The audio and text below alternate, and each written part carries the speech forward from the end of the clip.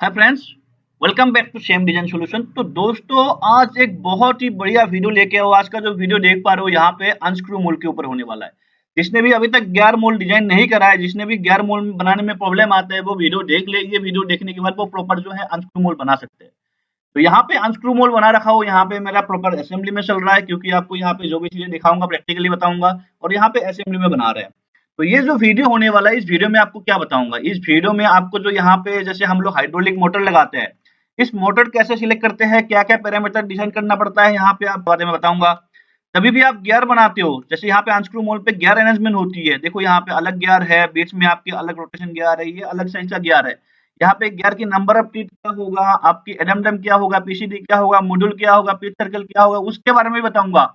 और उसका detail video link में दे दूंगा आपको, वहां पे जाके आप वो वीडियो देख सकते हो।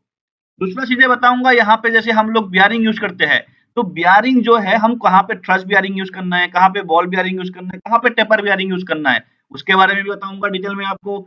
और अगर ध्यान से देखोगे, यहाँ पे अलग अलग टाइप का लैच लगा रखा हो, और ये जो लैच है, ये लैच कैसे काम करता है, इसको क्यों यूज करना पड़ता है, तो सारा जो वीडियो है इसमें मैं डिटेल में बताऊंगा। वीडियो को लास्ट तक देखना, क्योंकि ये बहुत बढ़िया वीडियो होने वाला है। यहाँ तक आपने देख लिया तो लास्ट तक पूरा देखना, क्योंकि ये वीडियो जो है बहुत इंफॉर्मेटिव होने वाला है। तो इसमें सीखने के लिए आपको बहुत कुछ चीजें हैं, कहाँ पे क्या रखना है, कूलिंग कैसे करना है, उसका भी मैं अलग से वीडियो बना रखा हूँ, ताकि वो वाला वीडियो भी देख ले। पूरा कॉन्सेप्ट यहाँ पे मैं डिस्कस करूंगा। जिसको भी इस तरीके से पेड क्लासेस वगैरह ज्वाइन करना है, मेरा नंबर मेंशन है, वहां पे जाके आप कांटेक्ट कर सकते हो। इसी तरीके से क्लासेस वगैरह मैं देते रहता हूँ, और क्लासेस वगैरह मेरा चलते रहता है, अलग अलग ऑफर वगैरह चलते रहते हैं, वहां पे जाके आप देख सकते हो। तो चलिए वीडियो स्टार्ट करते हैं। तो दोस्तों, अभी जो हम आते हैं गियर्स के ऊपर, ठीक है। तो यहाँ पे देख पा रहे हो, मेरा जो है अलग अलग टाइप का गियर है। सारा इंसर्ट को मैं यहाँ पे लेके आया हूँ, सो दैट आपको मैं अच्छे तरीके से समझा पाऊँ। तो ये देखोगे, ये जो मेरा गियर है, ये जो गियर है अलग है, और जो इनसाइड गियर है इसकी अलग है। ठीक है, इसकी जो एडमडम है, जो आपका पिच सर्कल डायमीटर इसकी अलग है, इसका पिच सर्कल डायमीटर अलग है, इसका भी अलग है। तो देखो यहाँ पे अलग अलग साइज का गियर्स है। अगर यहाँ अलग अलग साइज का गियर है, इसकी नंबर ऑफ टीथ भी अलग होगा, तो इसकी नंबर ऑफ टीथ भी अलग होगा, ठीक है, और इसका भी अलग होगा।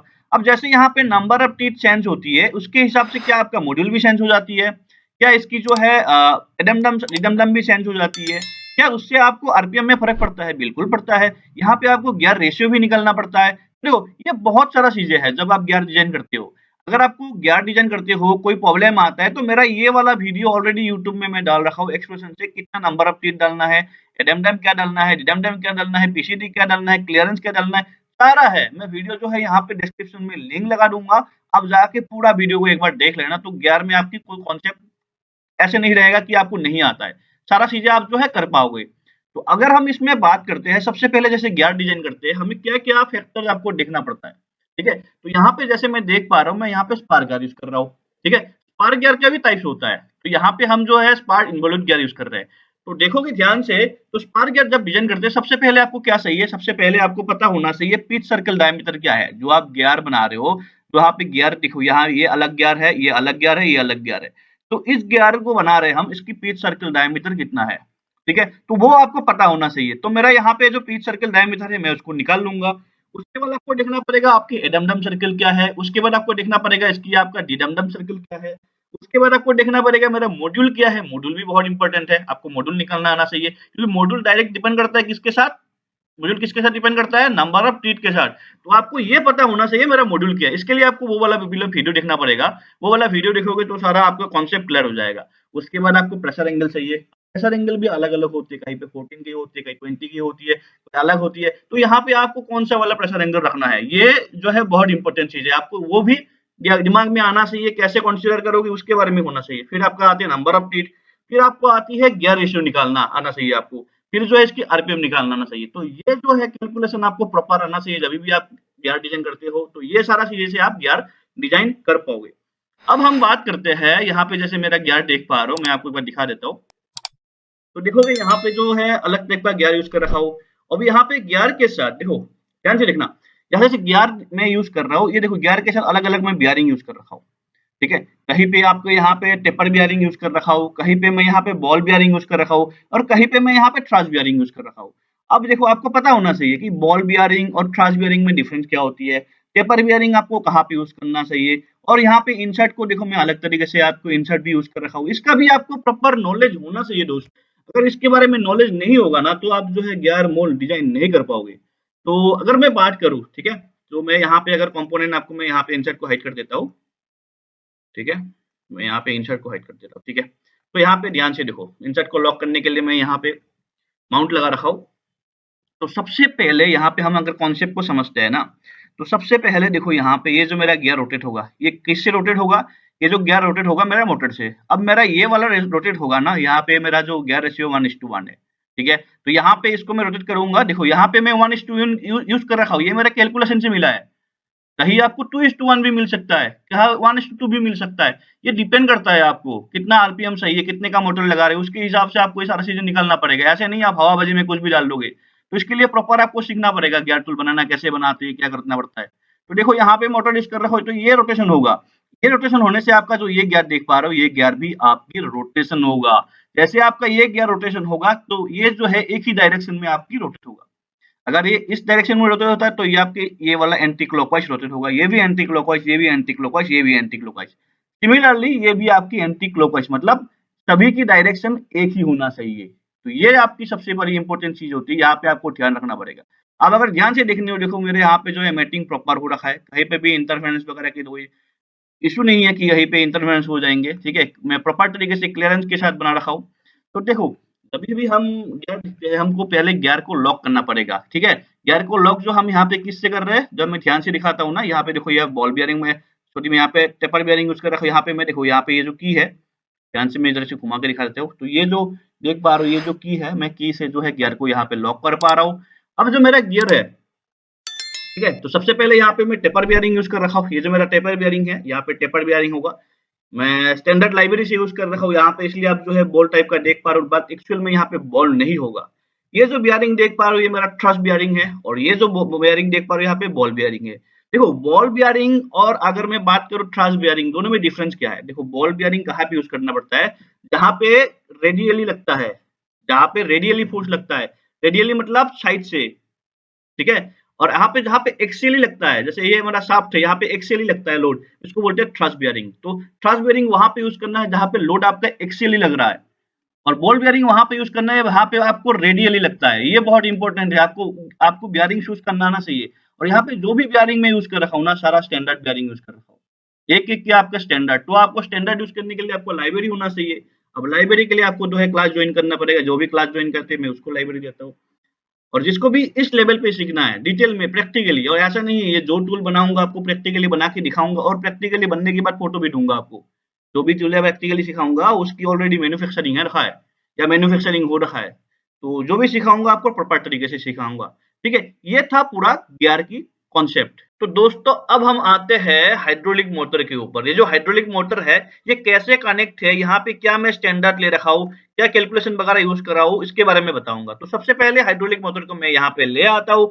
जब आप हाइड्रोलिक मोटर डिजाइन करते हो, जब आप हाइड्रोलिक मोटर स्टैंडर्ड प्रोसेस करते हो, तो इसको देखना पड़ेगा कि इसकी जो है इनलेट आउटलेट आप किस तरीके से दे रखे हो, इसकी पोर्ट आप किस तरीके से दे रखे हो, और इसको आप फिटिंग कैसे करोगे आपकी प्लेट के साथ। तो हर एक जो हाइड्रोलिक मोटर सिलेक्ट करते हो इसमें आपको बहुत सारा पैरामीटर आपको देखना पड़ता है। जैसे मैं यहाँ पे हाइड्रोलिक मोटर ये वाला यहाँ पे यूज कर रहा हूँ ना, तो इसको हम जैसे यूज करेंगे, इसको यूज करने से पहले आपको क्या क्या देखना पड़ेगा, क्या क्या फैक्टर यहाँ पे आपको डिसाइड करना पड़ेगा। तो सबसे पहले हम देखेंगे कौन सा टाइप का यहाँ पे हाइड्रोलिक मोटर यूज कर रहे हैं हम लोग। उसके बाद हम इसका देखेंगे इसका डिस्प्लेसमेंट कितना है। अभी डिस्प्लेसमेंट भी आपका अलग अलग होता है, अलग अलग टाइप का हम डिस्प्लेसमेंट लगा सकते हैं। कोई 100 का यूज करता है, कोई 50 का यूज करता है, कोई 150 का यूज करता है, कोई 200 का यूज करता है, कोई 400 का यूज करता है। तो यहाँ पे जो डिस्प्लेसमेंट है सबके हिसाब से अलग अलग होता है, आपको डिसाइड करना पड़ेगा। उसके बाद जो यहाँ पे मोटर है इसकी हम देखेंगे इसकी मैक्सिमम प्रेशर ड्रॉप कितना हो रही है, कितना एमपीए मेगा इसका जो है इसकी प्रेशर ड्रॉप हो रही है। उसके बाद हम इसकी देखेंगे जो मेरे मोटर है यहाँ पे इसकी टॉर्क कितना है, मैक्सिमम जो मेरा टॉर्क है वो कितना है, ठीक है। इसके बाद हम इसकी आरपीएम भी देखेंगे कितना आरपीएम है। अगर मान लो मैं डिस्प्लेसमेंट ले रहा हूँ 400 का, तो इसमें हम देखेंगे इसकी जो है आरपीएम कितना आ रही है, मुझे कितना आरपीएम की जरूरत है, तो उसके हिसाब से भी हम देखेंगे। तो ओवरऑल हम बात करेंगे ना, जो सिलेंडर होती है, देखो यहाँ पे मोटर आपकी जो रहेगा वो फिक्स रहेगा, लेकिन ये जो लेंथ है इसकी साइज के ऊपर डिपेंड करता है आपका। यहाँ पे आपको देखना पड़ेगा कितना आउटपुट है, कितना किलोवाट का आप आउटपुट दे रहे हो, ठीक है। यहाँ पे मैक्सिमम फ्लो कितना आ रही है, इसकी वेट कितना आ रही है, ठीक है, अगर मैं बात करूँ यहाँ पे जैसे मैं 400 का लगा रखा हूँ, यहाँ पे अराउंड 7.6 7.8 केजी के आसपास आ जाता है। तो जभी भी आप मोटर बनाते हो या आप इंपोर्ट करते हो या डिजाइन करते हो, कौन सा लगाना है, तो ये सारा पैरामीटर जो है आपको ध्यान में रख के बनाना होगा। और यहाँ पे हम देखते हैं, जैसे मैंने यहाँ पे क्लैम कर रखा हूँ, ध्यान से देखोगे ना तो यहाँ पे देख पा रहे हो, जैसे मैंने यहाँ पे प्लेट है, जो मैं प्लेट के साथ इसमें क्लैम कर रखा हूँ, तो यहाँ पे मैं एलन बोल्ट से क्लैम कर रखा हूँ। और यहाँ पे देख पा रहे हो जो ऑरेंज कलर में है, यहाँ पे मैं टैपिंग कर रखा हूँ। तो ये जो है इसकी लोकेशन भी आपको देना पड़ेगा, जभी भी आप इसको इम्पोर्ट करते हो, जहाँ पे इसको देखो आपके पास सबसे पहले तो स्टैंडर्ड लाइब्रेरी होना चाहिए, क्योंकि कोई भी चीज़ हम बनाते हैं ना आजकल स्टैंडर्ड बनाना पड़ता है। और यहाँ पे आपने बहुत सारा मेरा गियर मोल्ड देखे होंगे, मैंने ऑलरेडी जो यूट्यूब में डाले हैं, तो वहाँ पे मैं साइड से सीन से चला रखा हूँ, लेकिन यहाँ पे जो है मैं नीचे से चला रखा हूँ।